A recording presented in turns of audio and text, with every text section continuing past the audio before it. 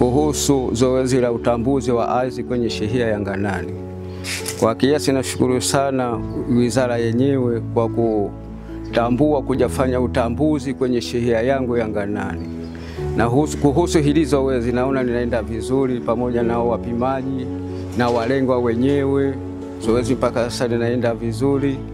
Nategemea itamalizika vizuri na mipango iliyokusudiwa kupimwa kwenye maeneo nyumba, mashamba, kwamba ikisha mwisho wake watapata hiyo hati yenyewe kwa bei nafuu, hiyo kwa haina gharama kubwa sana, kwa sababu ukiona hivi hii hati ilikuwa unasikia wengine wanalipia kama milioni 5, laki 5, milioni 6 au milioni 1.5, lakini hii kwenye shehia kwenye hili zoezi hili kumetokana na punguzo kubwa sana.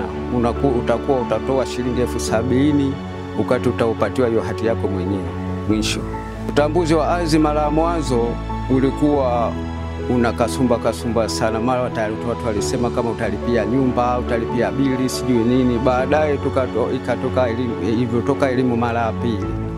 Wakahamasisha sana kwamba itaondoa migogoro wa ardhi, migogoro ya kama nyumba nini, na kwa sababu ikipimwa nyumba inawekwa mipaka yako ya mwisho wa nyumba yako, na hilo shamba wanapatikana pande zote 4 huku nagawiwa mipaka, inakuwa hakuna migogoro yoyote. Na tangu walipojua zoezi inaenda hivyo, sasa inakuwa watu wanajitokeza kwa wingi.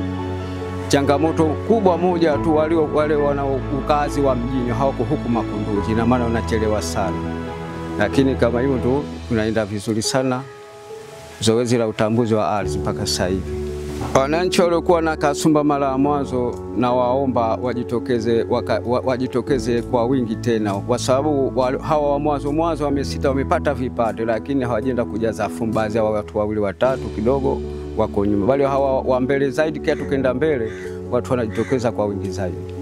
Kwenye utambuzi wa ardhi kwenye serikalini sio wamalize kwenye shehia yangu tu ya Ngano. Naomba shehia zote zipimwe, wende wapime ardhi, watambue nini wa ardhi ziko vipi, migogoro iweze kumalizika migogoro kwenye shehia zetu zote za Unguja na Pemba.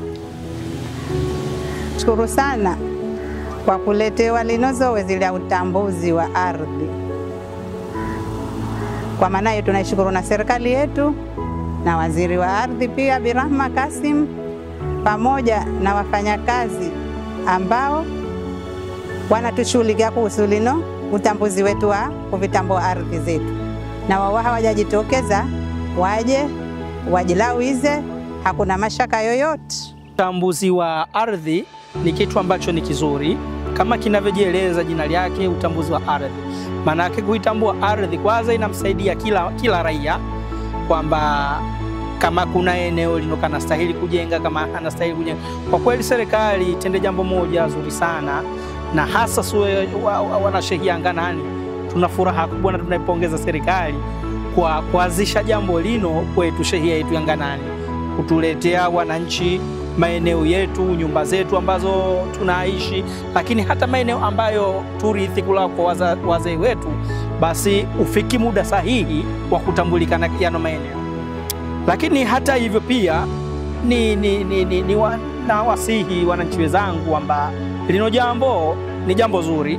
Kwa hiyo tulikubali, na kulikubali kwetu maana yake kwanza tutaisaidia serikali katika mipango yake ya uandaaji wa mipango miji pamoja na mipango mingine kwa ujumla, kwa sababu katika maeneo kuna mambo mengi tu ambayo yanachakigwaza yanayohusiana na huduma za kijamii.